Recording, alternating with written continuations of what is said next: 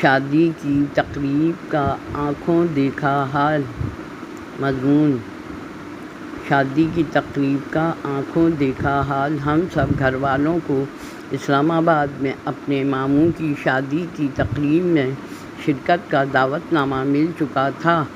ہم سب نے زور و شور سے جانے کی تیاریاں شروع کر دی تھیں اور بذریعہ ٹرین جانے کا پروگرام بنا لیا۔ شادی سے ایک ہفتہ پہلے مقررہ دن ہم سب ریلوے اسٹیشن پہنچ گئے۔ ایک پوری بوگی بک کروا لی تھی۔ ٹرین میں ہم سب نہایت جوش و خروش کے ساتھ گانوں کی ریہرسل کرتے ہوئے لوڈو شطرنج کھیلتے اور ہلا گلا کرتے ہوئے نانی کے گھر پہنچ گئے۔ وہاں شادی کی تیاریاں عروج پر تھیں۔ نہا دھو کر ہم سب نے رات کا کھانا کھایا اور گپ شپ کے بعد آرام کی غرض سے لیٹ گئے، کیونکہ دوسرے دن مہندی کی تقریب تھی۔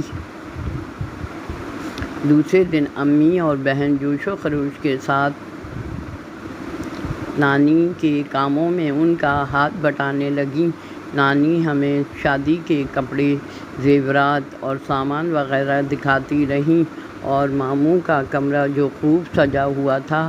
ہمارے ساتھ جانے والے مہمان بھی تیار ہو کر آ چکے تھے اور میری کزنز بھی تیار ہو چکے تھے۔ مہندی کی تقریب ایک کمبائنڈ ہال میں رکھی گئی تھی۔ ہال کا آدھا حصہ لڑکی والوں کی دسترس میں تھا۔ ہم نے بھی اپنے حصے میں مہندی کا سامان وغیرہ سجانا شروع کر دیا۔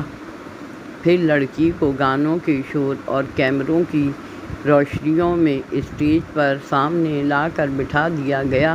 مہندی کی رسومات سے فارغ ہو کر گانوں کا ہلا گلا پروگرام شروع ہوا۔ دلہن کی سہیلیوں نے گانوں پر ڈانس بھی کیا۔ جواب میں ہمارے ہاں کے لڑکوں نے بھی کوئی کسر نہیں چھوڑی، مقابلہ خوب کیا۔ پھر کھانے کا دور ہوا اور ہم سب نے واپسی کی تیاری شروع کر دی۔ ایک دن کے وقفے کے بعد شادی کا دن تھا۔ آج تو نانی کے گھر میں بہت رونق تھی۔ سب کو بہترین تیار ہونے کی پڑی تھی۔ شادی کی تیاریوں اور شور شرابے اور سہیلیوں کی سیلفی پروگرام کے ساتھ ہم سب اپنی اپنی گاڑیوں میں جا کر بیٹھ گئے۔ جب ہم سب ہال پر پہنچے، دلہن والوں نے ہمارا استقبال ہار اور پھولوں کی پتیوں کو نچھاور کر کے کیا۔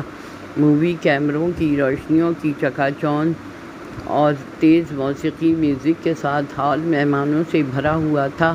سب نے اپنی اپنی ٹیبل سنبھالی۔ میرے ماموں بھی دولہا بن کر بہت خوبصورت لگ رہے تھے۔ دلہن والوں نے ان کے گلے میں موٹا سا ہار ڈال دیا اور سجے سجائے اسٹیج پر لے جا کر انہیں بٹھا دیا۔ پھر نکاح خواہاں نے نکاح پڑھایا اور دعا کے بعد چھوارے اور میوے کے پیکٹ تقسیم ہونے لگے۔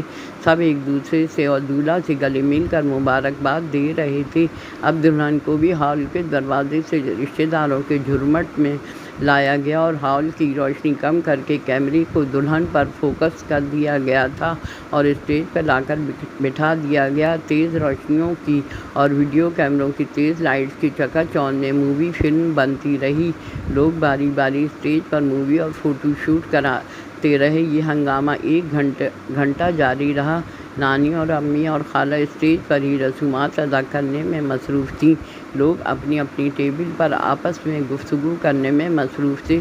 چھوٹے بچوں کی چہل پہل، شور اور گانوں کی آوازوں سے تقریب کو چار چاند لگا دیے تھے کہ اتنے میں کھانا لگنے کا اعلان کر دیا گیا اور سب نے اپنا اپنا کھانا لا کر ٹیبلوں پر بیٹھ کر کھایا۔ اس کے بعد میٹھے میں بھی کئی آئٹم تھے۔ آئس کریم، کلفی، مٹھائی، فروٹ کسٹرڈ وغیرہ۔ کھانے سے فارغ ہونے کے بعد دلہن کی رخصتی کی تیاریاں شروع کر دی گئیں۔ سب ایک دوسرے سے اور دلہن سے گلے ملتے رہے۔ دلہن والے اداس اور غمگین لگ رہے تھے۔ سب امی، ماموں، خالہ اور بہن کے ساتھ دلہن کو سجی سجائی گاڑی میں بٹھا کر ہم گھر لے آئے۔ اگلے روز ولیمہ بھی تو تھا۔